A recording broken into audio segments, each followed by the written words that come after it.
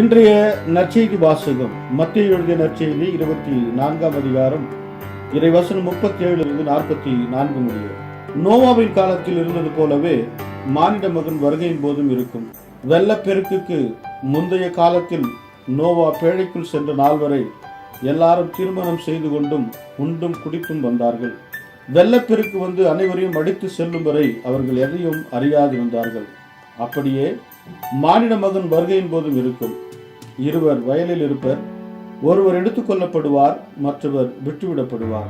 இருவர் சிறுகையில் மாவரைத்துக் கொண்டிருப்பர், ஒருவர் எடுத்துக் கொள்ளப்படுவார், மற்றவர் விட்டுவிடப்படுவார். விழிப்பாயிருங்கள், ஏனெனில் உங்கள் ஆண்டவர் எந்த நாளில் வருவார் என உங்களுக்கு தெரியாது.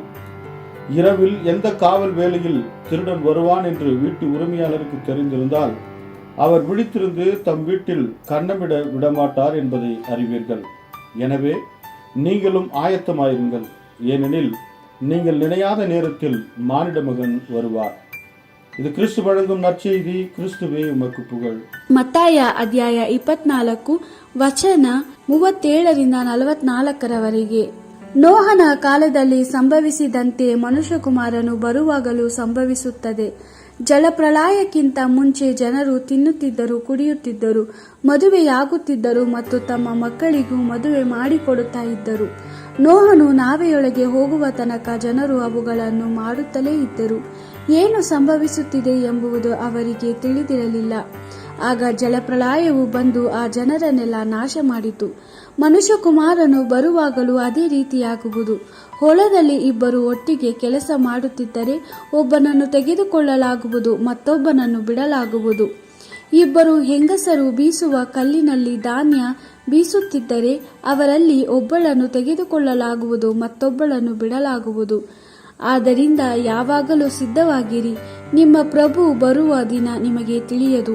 ಇದನ್ನು ಜ್ಞಾಪಿಸಿಕೊಳ್ಳಿ. ಕಳ್ಳನು ಯಾವಾಗ ಬರುತ್ತಾನೆಂದು ಮನೆಯ ಯಜಮಾನನಿಗೆ ತಿಳಿದಿದ್ದರೆ ಅವನು ಎಚ್ಚರವಾಗಿದ್ದು ಕಳ್ಳನನ್ನು ಮನೆಯೊಳಗೆ ಬರಗೊಡಿಸುತ್ತಿರಲಿಲ್ಲ. ಆದ್ದರಿಂದ ನೀವು ಸಹ ಸಿದ್ಧವಾಗಿರಿ, ನೀವು ನೆನೆಸದ ಸಮಯದಲ್ಲಿ ಮನುಷ್ಯಕುಮಾರನು ಬರುತ್ತಾನೆ. ದೇವರ ವಾಕ್ಯವಿದು. ದೇವರಿಗೆ ಕೃತಜ್ಞತೆ ಸಲ್ಲಲಿ. Gospel according to Matthew chapter 24 verse 37-44. At the coming of the Son of Man it will be just as it was in the time of Noah. In those days before the flood, people were eating and drinking and taking husbands and wives until the day when Noah went into the ark. Yet they did not know what would happen until the flood came and swept them away. So will it be at the coming of the Son of Man. Of two men in the field, one will be taken and the other left. Of two women grinding wheat together at the mill, one will be taken and the other left. Stay awake then, for you do not know on what day your Lord will come. Just think about this.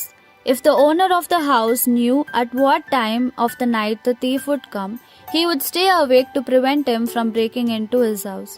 So be alert, for the Son of Man will come at an hour when you least expect him. This is the word of the Lord. Thanks be to God.